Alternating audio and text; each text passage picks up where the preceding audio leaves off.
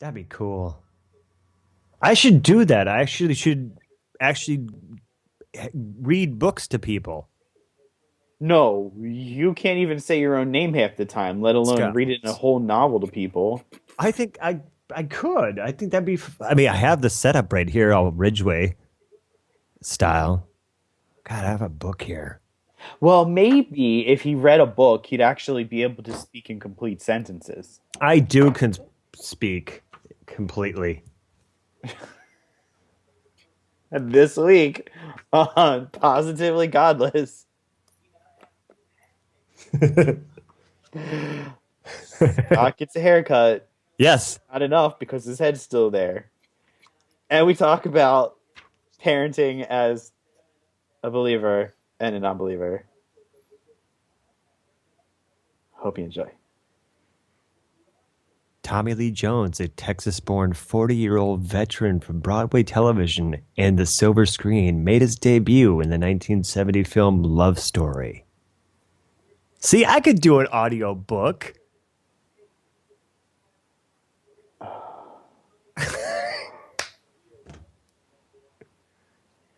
At least, at least you completed a sentence. That's because I read it. That's because I Exactly. read it. Wow. Good. It Freaking. was it was no surprise from the beginning. Oh, it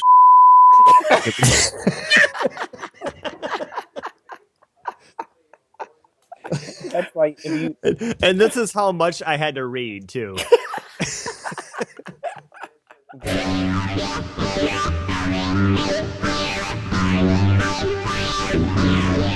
Crazy over under feeling crazy. It was no wonder you're just making me crazy.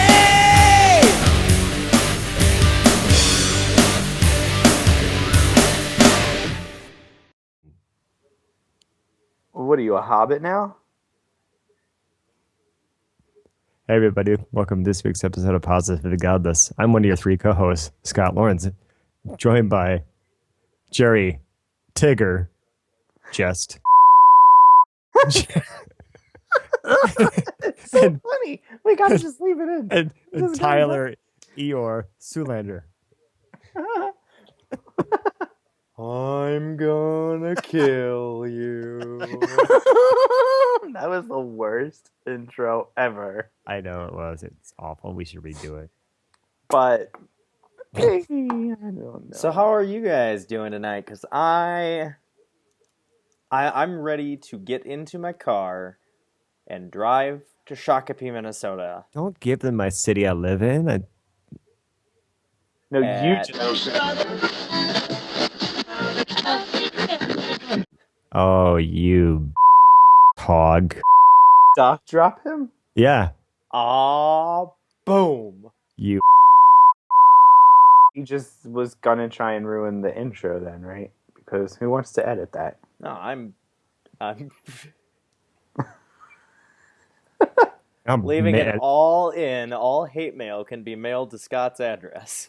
You know how pissed else it would be. Oh, You're I'm doing so- it for her too. I'm feeling better, That's But- good. But how you but- feeling, Jerry?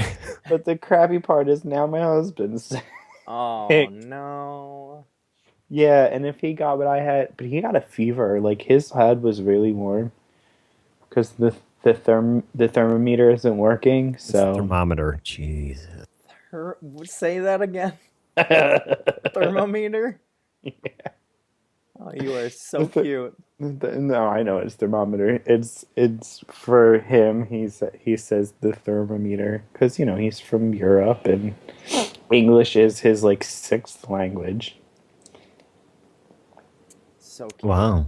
So yeah. So, quite an episode last week. We had at this point 110 views, and we've got 11 comments this week. Yay! Although some of them are from us going back. Where do we want to start? I I want to start with D, because Okay. I love D, and I love this comment. My advice to Americans: if Donald Trump wins, move to Mexico and build a wall. Winky face. Yeah, that's pretty funny. That was great. That's awesome. Excuse me. K-Tap said he's sorry to frustrate me. What did he And frustrate about? Again? congrats on 1 year, and here's to more. Oh, Because in last week's episode, when I got a little up, I just thought it was like, really, why he's defending Scott, but. Oh, but it's all right, K-Tap. You missed it when I said something nice about Scott earlier. I don't know if it's going to make it into the episode, so I'm not going to say it again.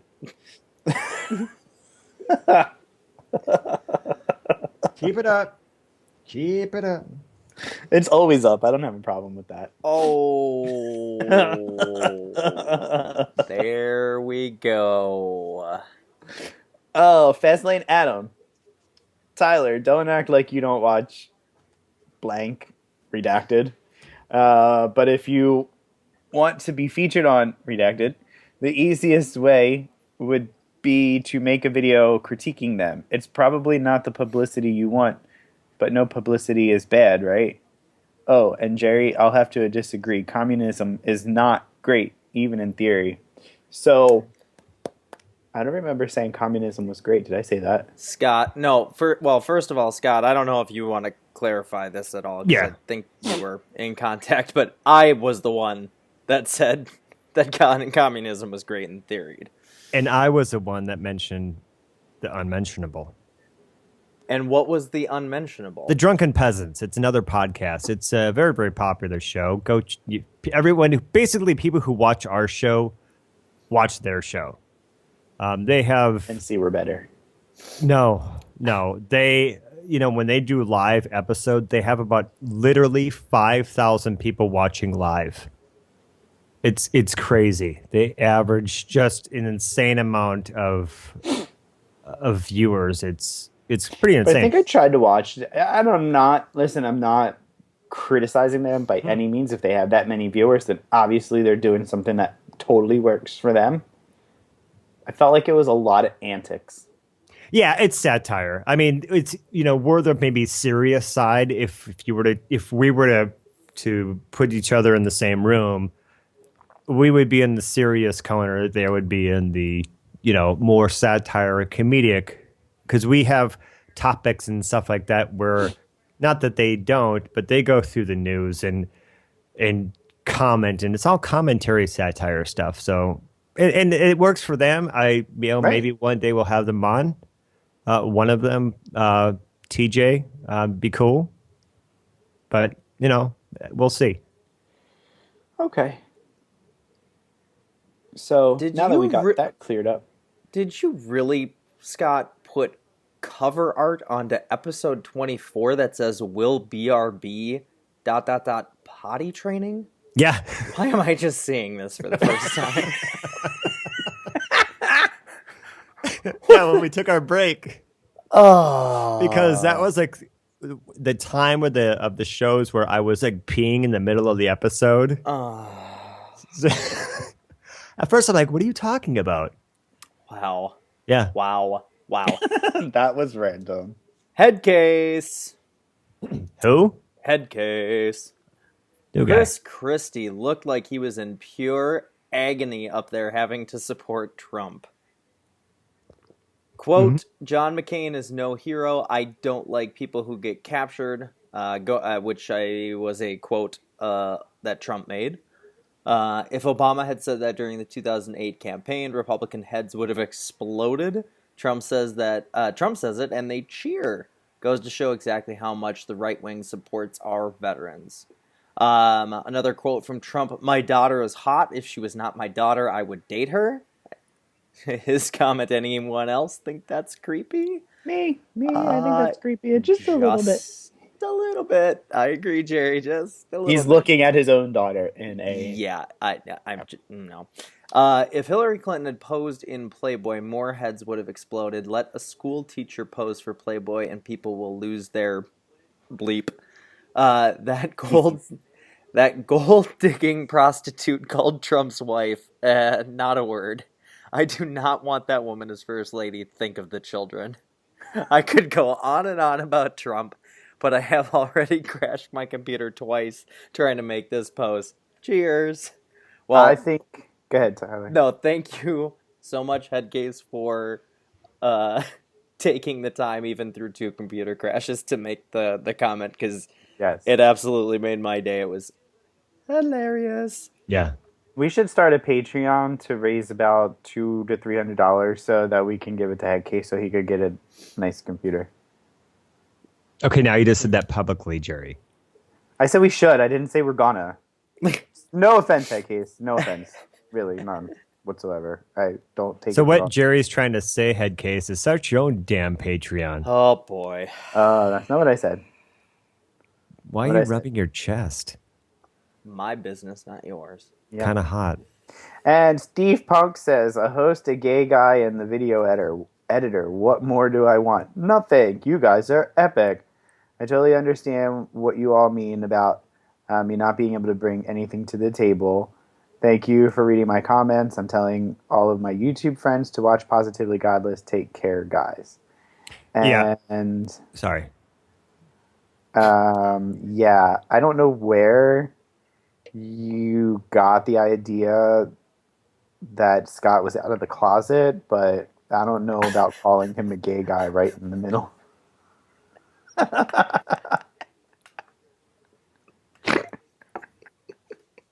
I posted that too. I said, Scott's not completely out as the gay guy. So, Ah, yeah, I'm going to do it. Just letting you know, as far as, what did he say? Read his comment again, because I want to make sure I say this correctly. His original comment regarding coming on the show or anything to the table. From last week? Yeah. Oh, what had nothing to do with Steve at all. It had just to do with, in general. It means anybody, if you have something to bring to the table, everyone has something to bring to the table. We want to hear what it is. Nobody has nothing. Everyone has something. So I didn't want Steve to feel that he's got nothing that he can bring to the table to our show. That's not true at all. It's not the case. I've Right, been on the show for 40. It's very tedious for Tyler and I to record with Scott every week. So sometimes we do like to have Scott. I'm just kidding with you. I like your haircut, by the way. It looks really nice. oh my god. Is that supposed to bother me? No, I'm just trying to. Oh Yes, I did get. my Yes, ladies and gosh. gentlemen, I did get my hair cut. So, yeah, real quick head case. On Tuesday, I think, right? It was 70 degrees here in Minneapolis, officially at the airport. Why are you my- addressing that to Headcase? because he wrote. He was the one that defended Scott Oh for yeah, that's not right. That's right. doing Yeah. the haircut if he didn't want to. So on my phone, it said 70. I'm like, well, wait a minute. I better check the official radar at the airport, which is right across the street from where my office is. Oh my god. And I still want to check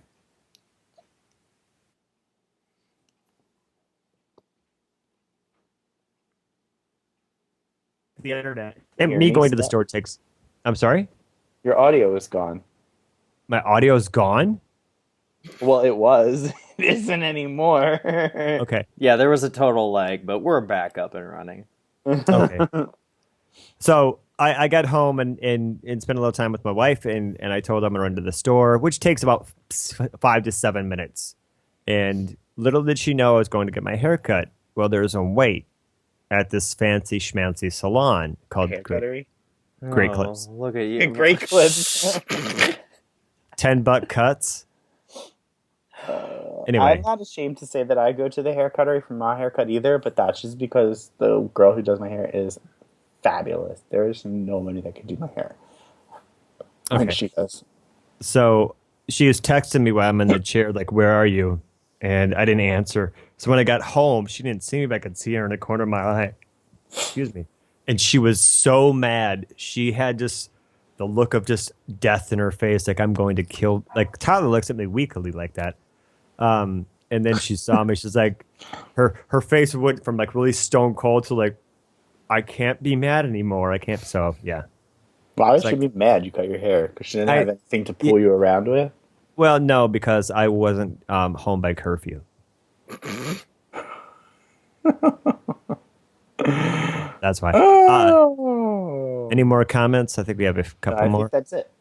Was that it? Yeah. Okay. Yo, do you want to address your reply to Steve Punk, by the way? Me?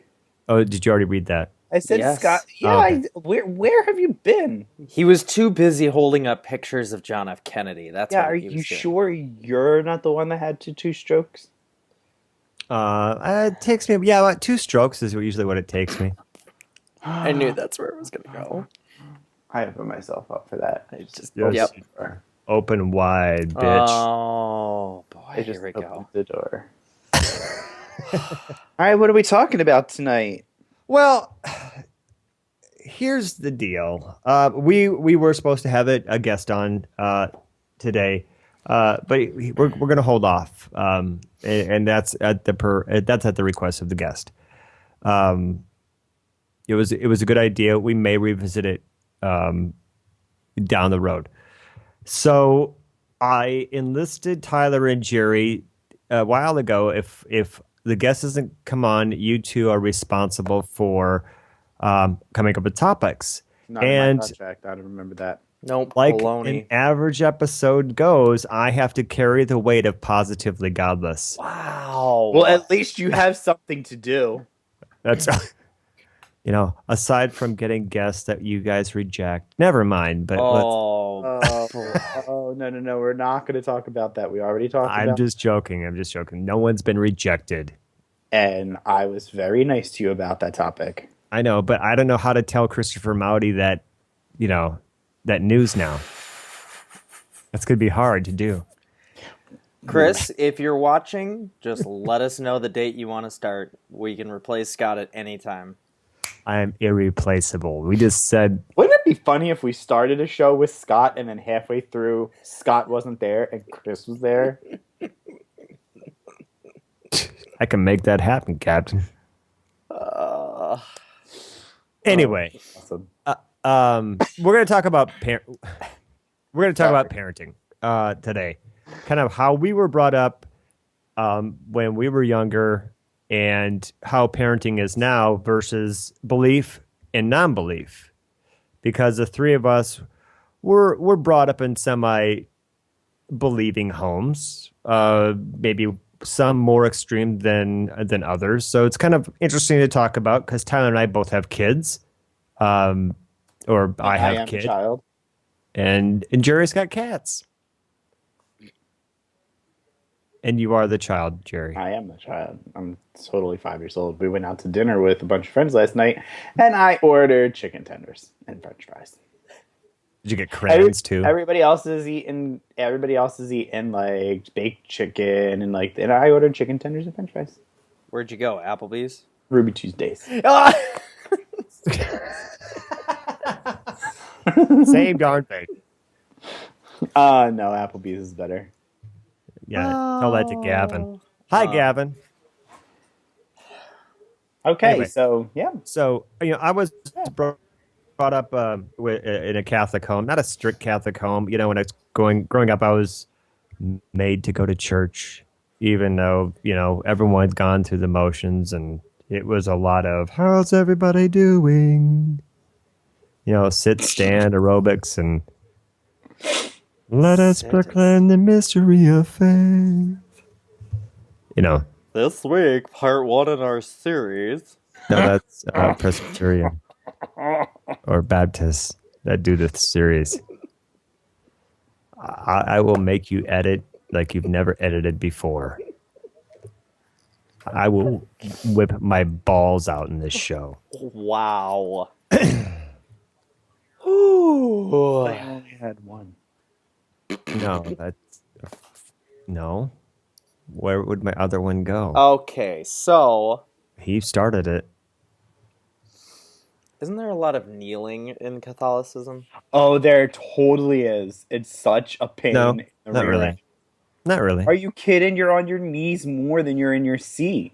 That's not true. Well, maybe it's not true in the churches you went to, but the churches I went to, Well, I all was. the churches are the same. I They mean, I do the guess. same I mean, script. because I mean, I hadn't been really to church since I was like 14 or 15, so I guess all that kneeling was just practice for me. Oh my god, where are we going in this episode? I just wow. Oh my. Sorry, it just came out. Well, I think it came out a long What do time you ago. Oh god. But no, Tyler, there is a considerable amount of kneeling. Um, Scott, when it you seems go like to- you don't really know what Catholicism is. Yes, I do. So I can take you down the road. Okay, so here's how it goes. I'll break it down real quick for you. Ready? Break it down. All right. So, all right, you're all. Scott you're- breaks it down. you're-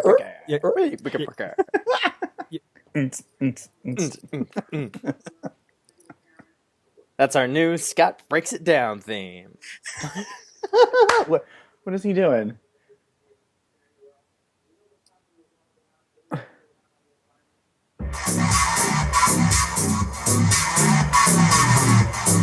Okay, that was not worth that wait. All right. So I'm gonna break it down Good. so I can make that noise. All right. You get to church, right? You genuflect. So Which you is get kneeling.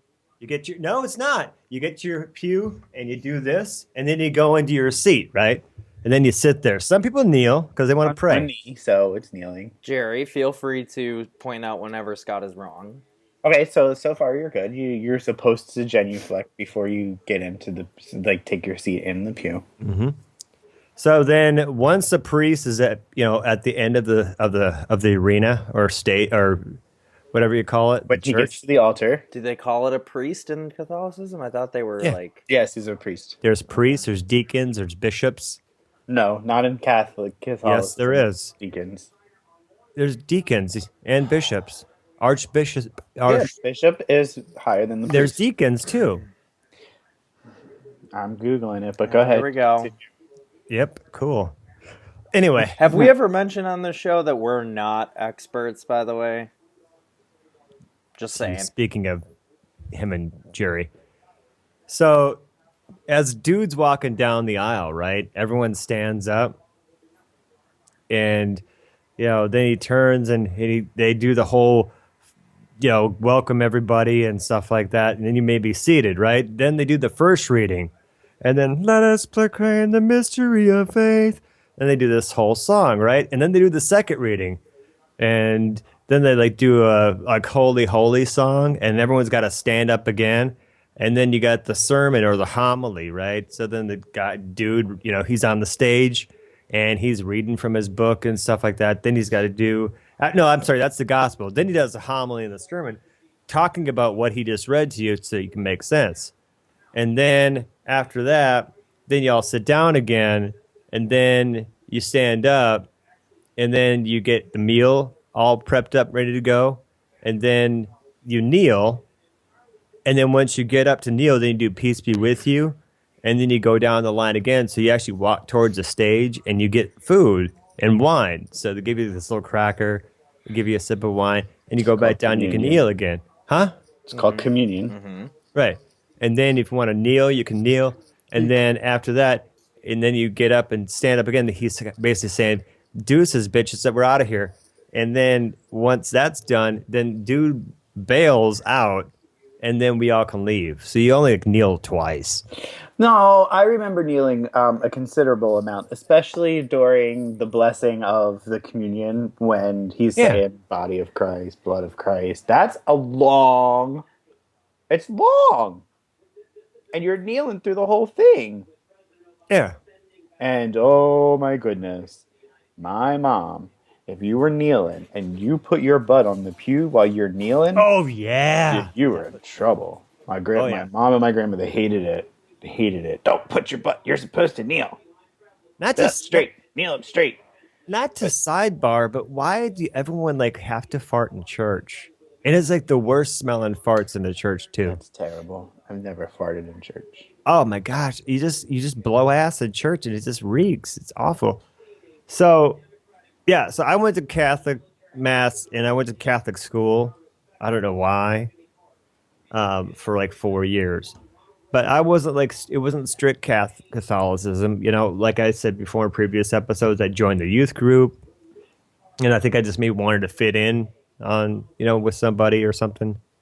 But Tyler, you grew up more strict than I did. Are you stopped listening or Yes. okay? I'm just reading on Deacons. no why Catholics sit and stand and kneel during mass. I actually googled how much do you kneel. What was it? How much do you kneel in a Before Catholic Zod? service? Come on, Jerry, nothing. Before Really? Zod. Really? Wow. I should have gotten points for that. Maybe one. Tyler doesn't know what we're talking about.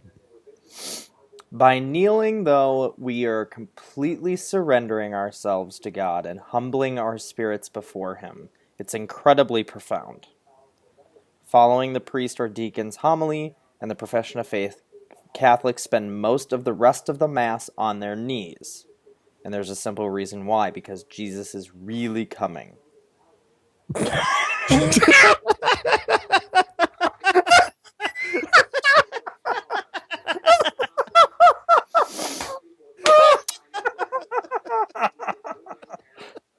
Um,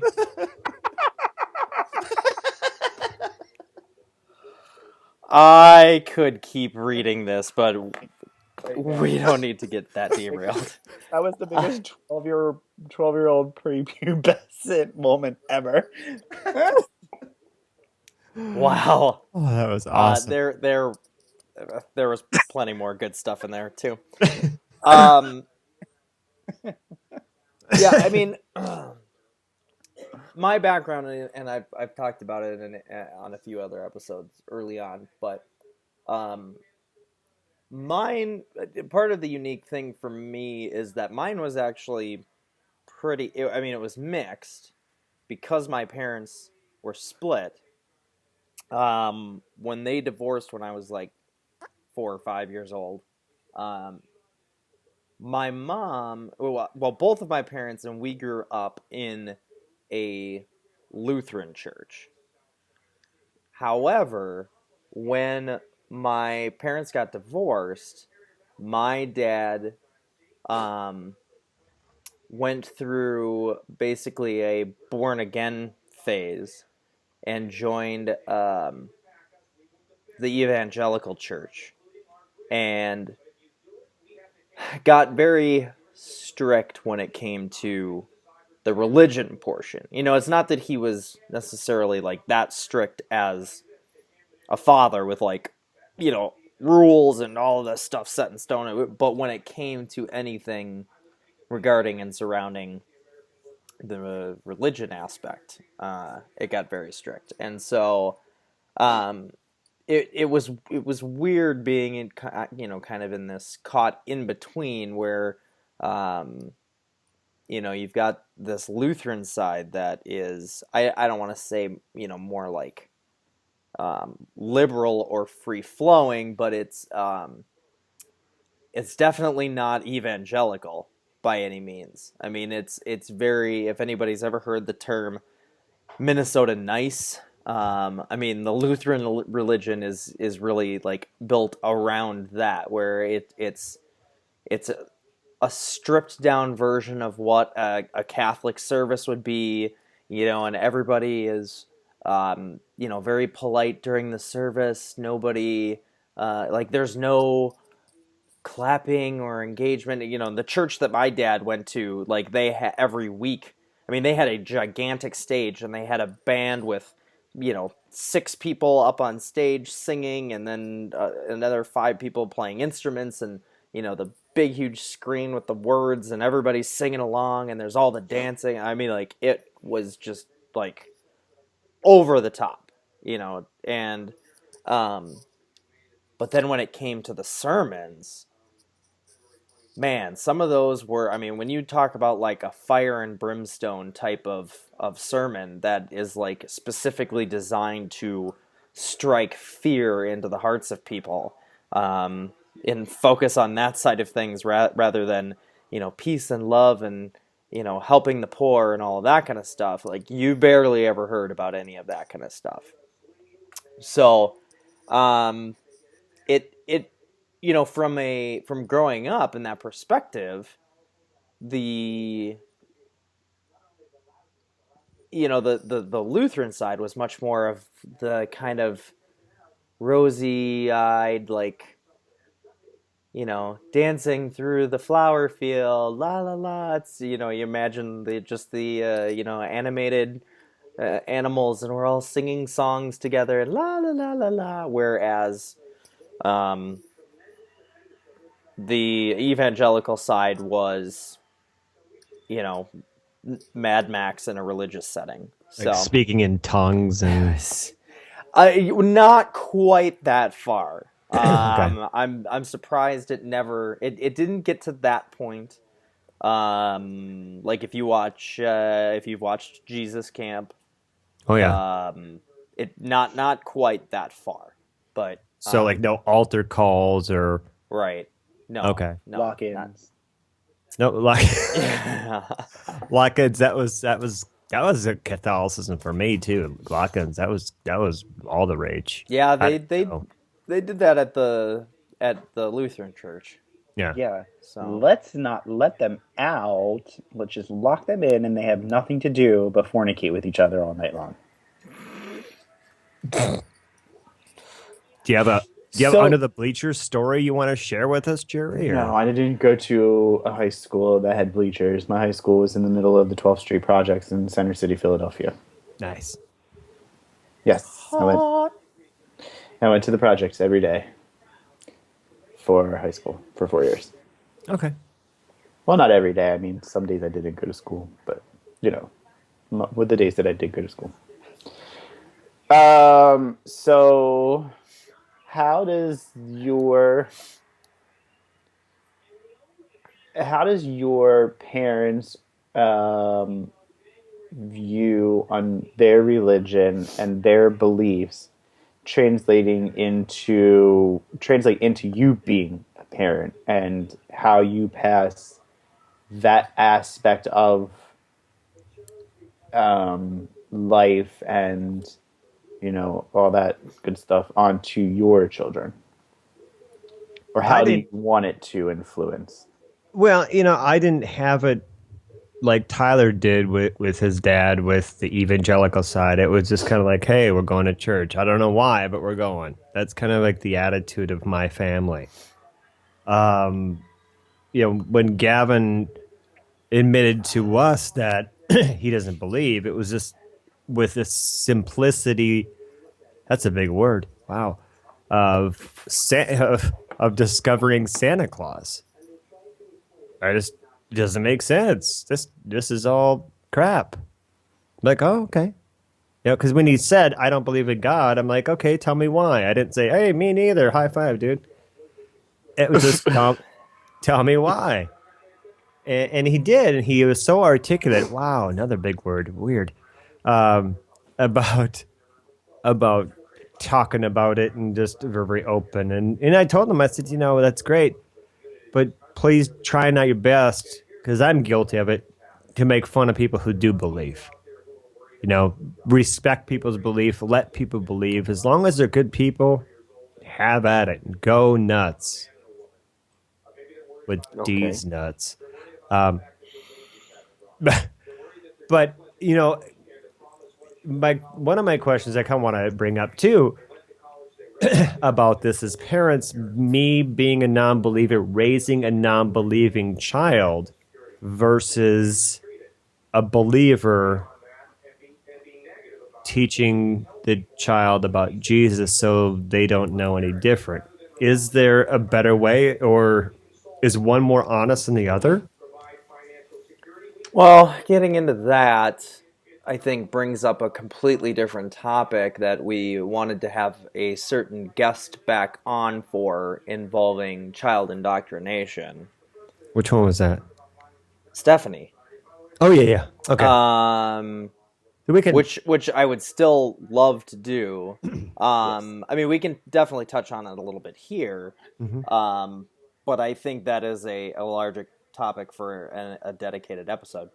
Okay. But I think that it definitely plays a role, but I think that the role that it does play has diminished over the years for many reasons, but just kind of in short, where um, the biggest thing is number one, just the general decline of the church overall, but number two is like really the advancement of technology and knowledge, and the fact that we have made so many scientific discoveries, but not only that, but the ability to access that information freely. I mean, if you even think about like 100 years ago, and think about the availability of even things like just texts. Like there were a limited amount of libraries or bookstores that you could go to, and buy books or uh, journals or whatever, and study that kind of stuff. And then the advent of public library systems and being able to obtain that information, and then the eventual rise of the internet, where everything now is basically at your fingertips. A lot of people can do that type of research and play out of it. So I think a part of it has to do, with what you were saying as far as the indoctrination, Scott, and but I think a lot of it too has been more of an acceptance of challenging the beliefs just in general in society, but also just the spread of knowledge, and people are allowed to make more sound decisions. Yeah, yeah. Sorry, Jerry. Did you want some? Yes. Yeah, I had something just Go ahead. um so if your son came home from school tomorrow and said that one of his friends in school told him about going to church and how wonderful God is, and he said, I want to go to church and see how wonderful God is, would you take him to church? Absolutely. Yes, absolutely. In a heartbeat. I would never, I would never get in the way of my son's beliefs or his disbelief. As long as he is a good person, regardless of what his belief is. The minute that his belief is affecting his view of other people, like yourself or women or whatever, then we're going to have an issue. I'll still tell him, I'll never tell him not to believe, but I will say, I get that you're believing in God and Jesus, but it's kind of making it like kind of seem mean, you know. Okay. And it kind of brings. I wanted to get Tyler's opinion on that too. Oh, sorry. Go ahead, Tyler. Yeah, I would. I think there would. I think a deeper discussion might need to be had as well. I mean, Scott and I are a little bit different in that Gavin is quite a bit older than my kids are. My oldest is still 7, so it's definitely a different stage in life. 'Cause Right. there's still a Well, they lot, only understand, like, at that point, they only understand things as pretty much black and white. I mean, they don't understand the gray areas or the, you know, For the most why part, you yeah, I can agree. do some things that may seem mean that, or you can't do other things that may seem, you know what I'm saying? So I get it, you know.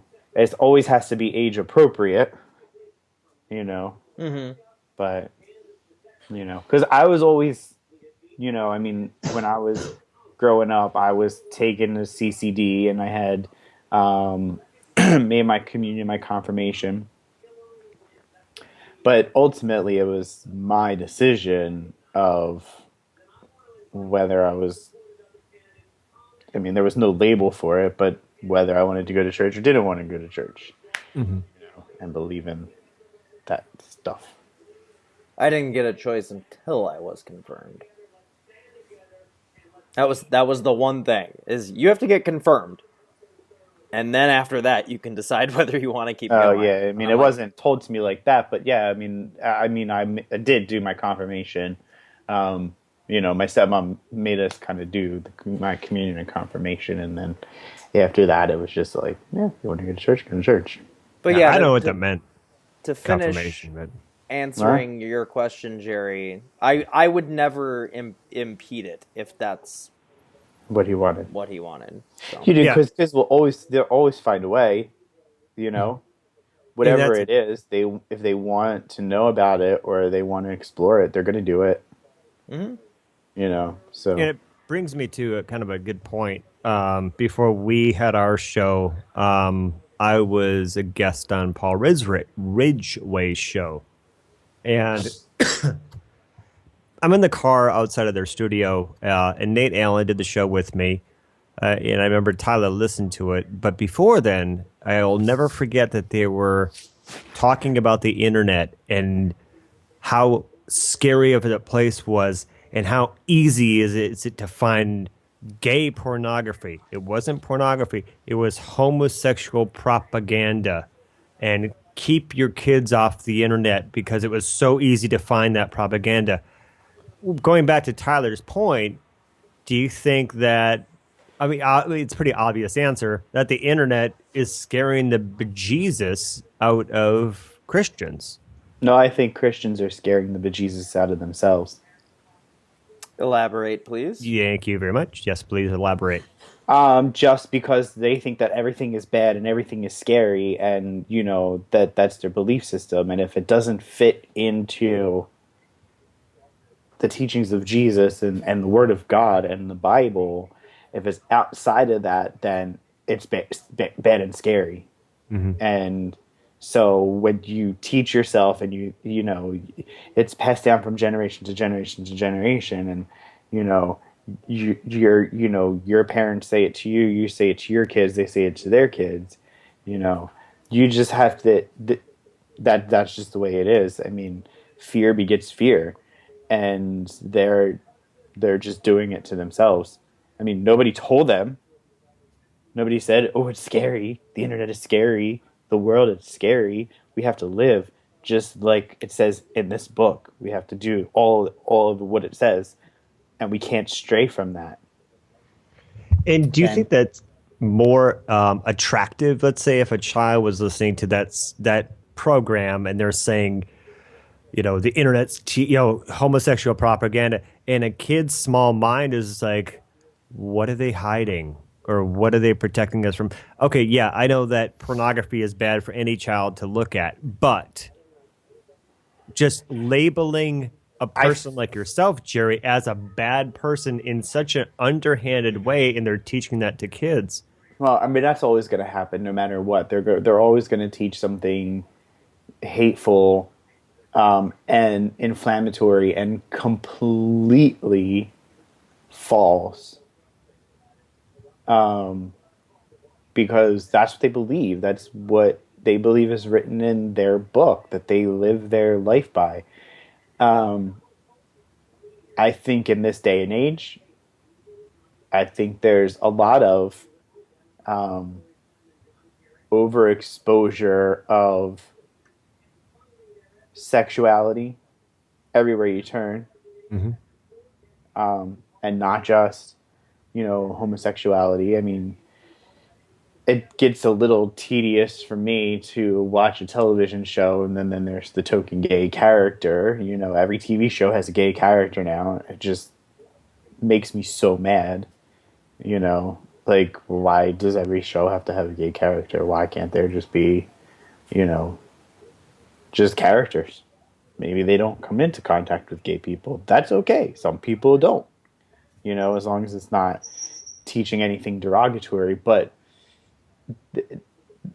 I think their issue is more with the world around them being so hypersexualized, if that's even a word. Everywhere you look, there's Justin Bieber and Calvin Klein's, and there's Victoria's Swimsuit, and Victoria's Secret. Abercrombie and Fitch. Yeah, Abercrombie and Fitch, if that's not the gayest thing ever. Everywhere you can turn around and see. I mean, even like Givenchy cologne ads, cars, everything is sold by sexuality. If you buy this product or you wear these clothes, you're going to be sexy and people will want to be your friend. And that's what they should be attacking, not what they're actually going after. Right. Well, and to go back, go back real quick to what you had been asking, Scott, about, talking about this stuff in front of kids, and does that kind of push them one way or the other? I mean, obviously there's a lot of gray area here, but I think when you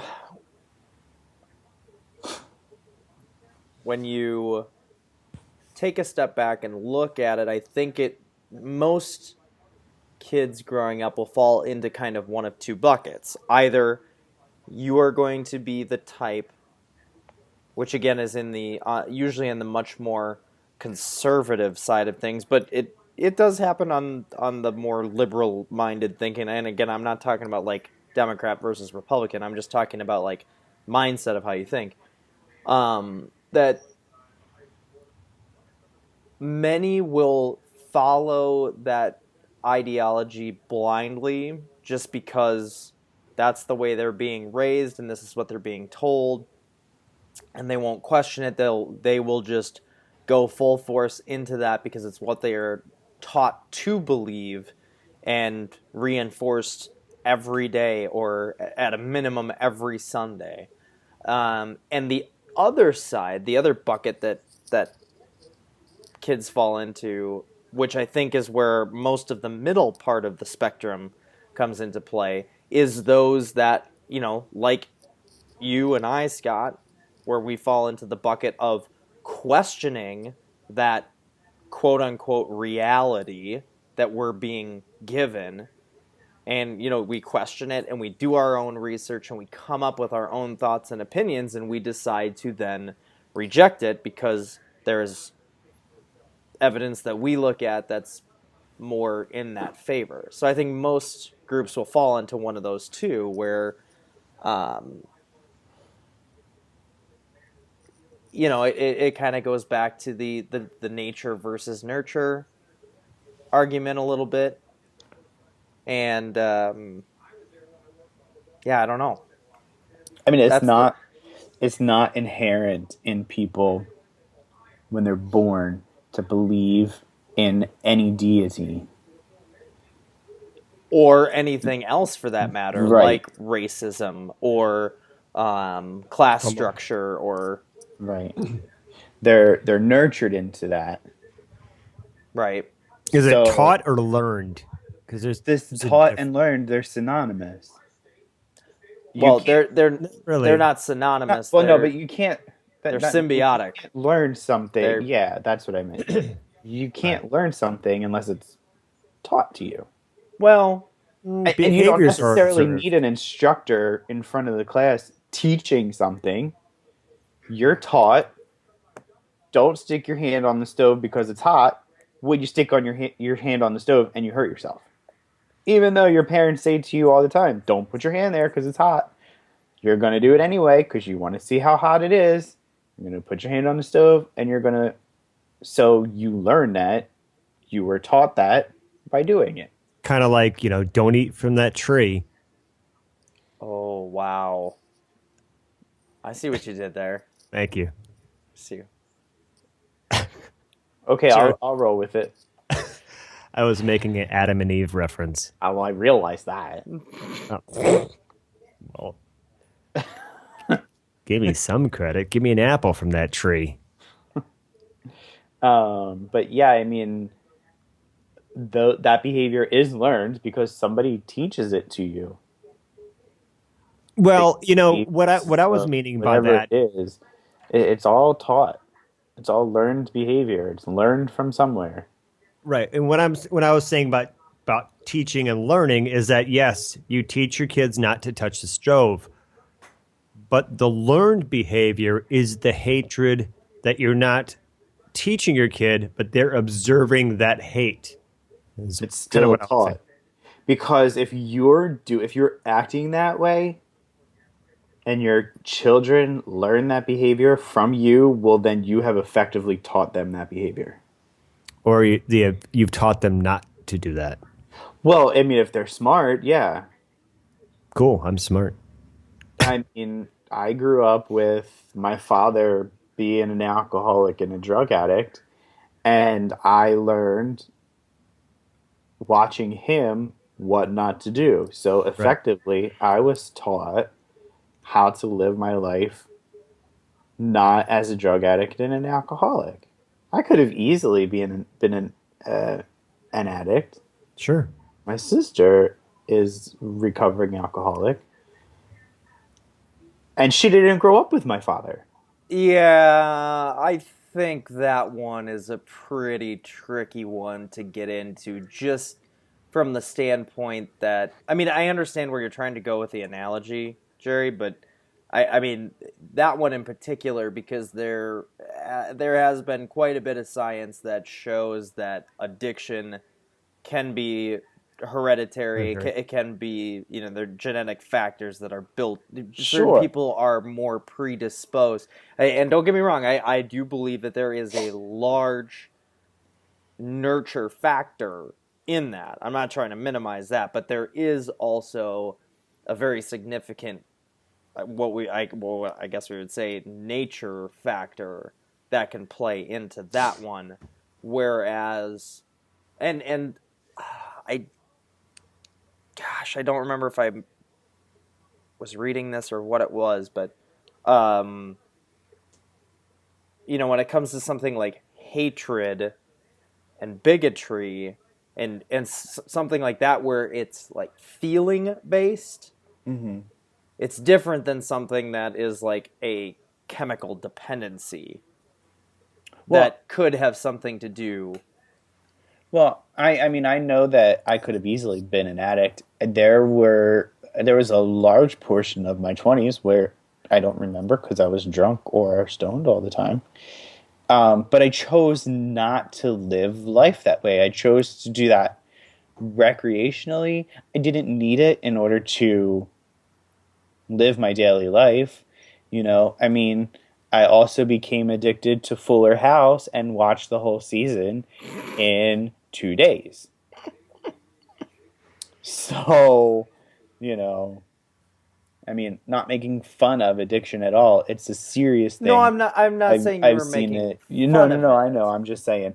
And it's a serious thing. Like I said, I have, quite a number of people in my family that are addicts. My grandfather I didn't know was, because it was hidden from the grandkids, but he apparently was really bad at that. My father's brother was, my father, my sister, it's half of my family. Right, which at that point then is not only can very easily be a learned behavior, but is most likely, Hereditary or tied genetic or genetically something. Yeah. to your family. So I mean, again, I don't want to. I'm not a Right. doctor. I don't want to say for sure or anything like that because there's no way for me to know for sure. But from the description that you're giving, that's what it sounds like. So I'm just saying it. I do believe at some point though we make that choice somewhere along the way. See that again. That's You know, I. I think there's I, some I think choice. you're right to a certain extent that okay, if I'm gonna go out and I'm at a party and I'm getting drunk and somebody offers me heroin, yeah, at some point during that I'm going to make a decision. There's a yes or a no path of whether I decide to do that. And if I make that decision and I say yes, whether I'm, if I'm sober or I'm drunk, let's say I'm drunk and that plays a factor because my inhibitions are thrown out of whack and I'm like, "Oh yeah, this seems like a good idea." And then because of that one time, I get hooked because it's a genetic thing. Again, I don't, and you go down that path and you go down that spiral. I know from the outside it seems very easy to look and say, well, you just make that decision to not be a heroin addict anymore and go to treatment or go to detox or whatever it is, but it's really not that easy. Right. I realize that part's not that easy.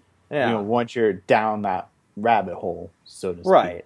So You know, I mean I agree with you to the point that yes, obviously we do, no matter what, we all make a decision at one point to say yes or no to those certain situations, but it's not as simple as I guess just blaming it on, well, we made the decision, so you know, it all comes down to personal responsibility. Well, yeah, it does in a way, but you make that stupid decision and then genetics come into play and it opens up a whole other can of worms, I guess. So, Scottifer. No, I'm just kind of taking it all in. Um, what was the topic again? How I'm just wonderful and kidding. fabulous I am. I'm just kidding. But real quick, I mean, how we kind of talked about the.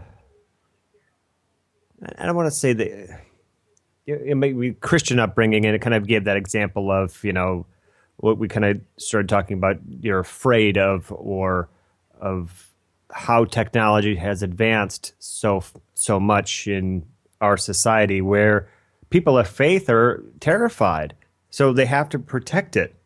Where everyone's kind of in a box in a bubble now as far as growing up. That's the Christian side. What are the negatives of a non-believer raising a child? I mean, raising a child in general or raising a child to believe what you believe? I would say in general, because I would never raise my child to believe what I believe or not believe, I guess. Okay, so what do you think the negatives of you raising a child are? None. Okay, exactly. And there's no negatives of a Christian raising a child in general. The negatives could be when you teach that behavior that discriminates against people, whether you're a Right. believer or a non-believer. When you teach your children that this person is bad because they're black or they're homosexual or they have blue eyes or they don't look like you or they have whatever it is. It's not whether you're a believer or a non-believer and you have children. It's how you raise those children to fit into society. And It's that's the biggest problem is between both sides. There's no common ground. This side wants everybody to be this way, this side wants everybody to be this way, and that's why there's chocolate, vanilla, and strawberry. There's different strokes for different folks, and until we get to a point in our society that we find that common ground, that greater good, is just going to be a crap show. Jerry's rant. Jerry's rant. What are you laughing at, Tyler? Because I said different strokes for different folks. No, sometimes I'm so disappointed in you guys because there's so many Simpsons references that I want to throw out and you guys just don't get it. That's because we don't watch the Simpsons because we're not losers. Okay, so far, ready? I watch South Park, okay, and that is just as bad as The Simpsons. See, that's why I watched. That's why I watched Dawson's Creek. Oh, I don't watch cartoons like you guys do. What a bunch of immature adults. All right. So, Dawson's Creek is fake. Nothing on that show ever happens for real in real life. But the cartoon's real? Okay. Have you ever watched an episode of South Park? They take real things that are happening in real life and they make fun of it. instead of the real things that are happening in fake life. Anyway, getting back on track. Make your Simpsons reference, though, because one of the viewers might find it amusing. It's no, well, all right, we've already derailed this far. Nothing. You were talking about there's vanilla, and there's strawberry, and there's chocolate. Right. And there's one of the early episodes where Homer goes into the freezer, and he pulls out the Neapolitan ice cream, and he opens it up, and all of the strawberry is gone, but the other two flavors are there. So he opens it up, and he goes, "Don't!" And then he moves that to the side. He pulls another one out, opens it up. All the strawberry's gone, but the other two flavors are there. And he goes, "Don't!" And he pulls out a third one, and he does the same thing, and all the strawberry is gone. And then the chocolate and vanilla are still there. So he's gone through 3 of these now. And so then he goes, "Marge, we need more chocolate, vanilla, and strawberry ice cream from the store." Because he eats only the strawberry, right? And leaves so instead the other of just two. buying a thing of strawberry, they keep buying the Neapolitan, but all the vanilla and chocolate are still just left in there. Anyway, I agree with you, Jerry, and I think one of the big things is that all of this comes down to from the perspective of where you're coming from. And so, of course, when you ask Scott the question, do you think that there's anything wrong with the way that you're raising his child? Of course, he's automatically going to say no. There's nothing wrong with it, because that's a natural thing. But if we were to ask a Christian, if we were to ask my dad, or we were to ask Paul Ridgway, there's many things that are wrong with it, from their point of view, as to what Scott or I are doing to raise our children, or what you're doing to raise your cats, Jerry. It goes back to the breakfast that we had with Paul Ridgway, because he brought that up to us. Oh, yeah. Saying, don't you, it was really manipulative in a sense where he said to you, Tyler, don't you care about your kid's salvation? Mm-hmm. And he said that to me before. It's just like, who are you? I'll care about my child's salvation when my child cares about his or her salvation. What? When my child cares to be saved, then I'll worry about saving my child. Right. Okay. Yeah. I mean, it was said in such a weird, not a weird way, in just your textbook, judgmental, evangelical, put up the wall, border, let me go to the gay pride parade and hand out corn so I can tell you how much of a piece of crap you are, Christian. And that's what it is. Like corn in your poop corn? Corn on the cob, which eventually becomes corn in your poop. Way to keep up. And this is the stuff I'm not making up. This is People exactly do that? yeah. That's disgusting. Yeah, he'll go and there's a big tent. They have bottled water and corn on the cob, and he says, "Let me hear your story about you being gay." I was Let born me, that way, and I love it. It's fabulous, and I wouldn't trade it for the world. and this corn sucks. No, I Just have mean, butter. yeah, but going back to Jerry's point, I want to kind of backtrack a little bit because I think I have been, maybe I haven't been a good non-believing parent or an atheist parent in a sense because I may have been guilty at times of the same negative characteristics that Christians have towards their kids, meaning looking at a gay person on TV. Oh, look at that. That's awful. But I have said maybe on a time or two to Gavin where there's been a Christian or somebody on TV where they said God bless, or there's been a Christian on, and I just give them a look like in disgust. I it's no different. I'm no better than judging negatively on a person of faith, whether it be Christianity, Muslim, whatever, than a Christian is on a homosexual or a liberal Democrat or a person of Muslim faith. I So just did that like 7 times in the half hour before we got on the call that the Republican debate was on the screen. And I probably scoffed and was like, oh, God, oh, gee, here we go again. Oh, what BS. I don't think, see, there's a difference of you scoffing at what they're saying than somebody doing that at who they are, regardless of what they're saying. it's not what they're saying. It's their belief is causing them to say that, and I think that's where the judgment comes. So I'm going to kind of take my answer back when you said, "Am I a good parent?" or whatever you asked, and I just said unequivocally. That's a Dawson's Creek word, unequivocally. I said yes. So Yes, you believe I, that. I'm doing I'm the best parent I possibly can be, and that's acknowledging mistakes and trying your best not to make those same mistakes twice. Okay. That's my final thought.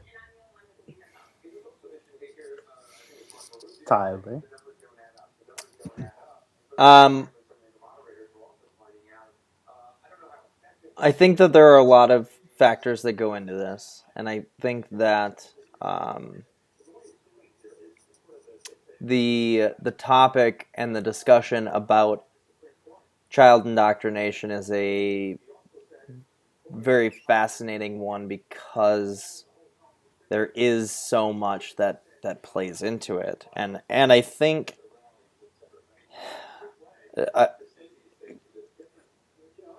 kind of in a way to piggyback off of what both of you guys said, I don't think that parents that raise their children in a religious environment are inherently bad people. I think that some parents that, and actually this goes for being raised religious or not religious. Some parents are simply bad parents because of the hatred and bigotry that they actively teach. And I mean, I understand that there is, there's, like, oh, that crazy uncle that's always making, racist jokes about the Japs or something like that, which again is not excusable by any means, but there's that passive racism and bigotry and hatred, and then there is the active fear mongering, hate speech and teaching that's going on, and so there's different levels of unacceptability, but ultimately it's all just really unacceptable and has no place in society whatsoever. So and again, that comes in a household regardless of religious background. So it's not singling that out at all. But I think that's really what it comes down to, more than a religious thing. I think religion can definitely play a factor into it, but ultimately, it's about that. So, Jerry, My final thought: get out and vote. I don't care who you vote for as long as it's for Hillary. That seriously, I mean, really? I mean, you guys got to I start said- feeling the burn. I That's said, true. Start I mean, feeling basically, I said all I have to say about what we were talking about. yeah, I agree. I mean, I don't know. I mean, Just teach your children to be good children or good people, and then the world will be a better place. But as long as you're out there teaching your children how to hate, and that hate is okay, and then you wonder why people shoot each other up and all that stuff. Yeah, take a look in the mirror. yeah, I mean, And you'll see just something ugly staring back at you. yeah, I mean, just when I was just thinking of, we're all not here forever, and we're all gonna more likely pass before our children. At the end of the day, am I a good kid or a good kid? Am I a good parent? Was I a good parent to my kid? I mean, is this what Gavin wants to remember me by? Being that good father and, All right, caring go to for the Scott. kids. Hang up. And, Call. Why? I love you all. Because I haven't done anything annoying in a long time. We like it that way. Are you kidding? It's only been about 17 minutes. We much prefer it that way. But see, I'm the comedian of the show. Jerry, you've been stealing my thunder. If you were the comedian of the show, then I wouldn't be so funny. It's sympathy laughs. Just remember, everybody, Jerry hopes that all of you remember, because last night was Saturday. Jerry. If I can turn back time. Yes, remember to turn back time. Share with your friends. Wait. What? Hope you all sprang forward, not back, not falling back. Did you have to think about that, really? No, he didn't have to think about that. It looked like he was deep in thought. Why can't I get my John Kennedy pictures all lined up? Oh, gosh. Good night, everybody. Hooray for JFK!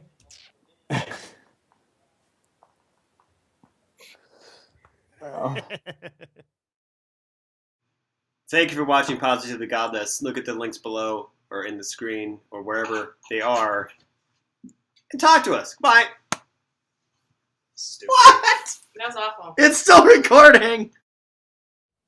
So I sent that picture to you guys to turn back time, share with your friends. Yeah. I sent it to my girlfriends too, right? And one of them says, "Seriously, it's daylight savings already?" I said, "Yeah, you don't want longer days and warmer weather?" And then she goes, "Yes, but we lose an hour of sleep. I need my sleep." And I was like, "Someone else take this, please." And nobody else would. So I said, "You wouldn't lose any time. In fact, you gain an hour by setting your clocks backwards. You'll go from 2 a.m. to 1 a.m., thus gaining 1 hour. You should only sleep about 8 hours a day, usually 6. And here we're going forward anyway. And I'm ripping on her. Because she's saying, "No, we're going forward." And I'm saying, "No, we're going backward." And here we're going forward. And I'm ripping the hell out of her. I did it for like 4 messages. And this was before or after you sent the graph or the picture to us? This is after. And then Scott said to me, or Scott said something about or you posted the little article thing. Yeah, I was just like, Yeah. which is like that is exactly how I reacted when I opened up the app and I saw it. And I'm like, turn back time. That was in the fall, and I'm just like, So because wrote, I had to think for a second. I was like, is he being serious about I this, was. or is it? And I'm like, wait, it was Jerry. 2 strokes. All right. Hey, everybody, welcome to this week's episode of Positively Godless. I'm one of your 3 co hosts. Actually, 2. Scott Lawrence by Tyler.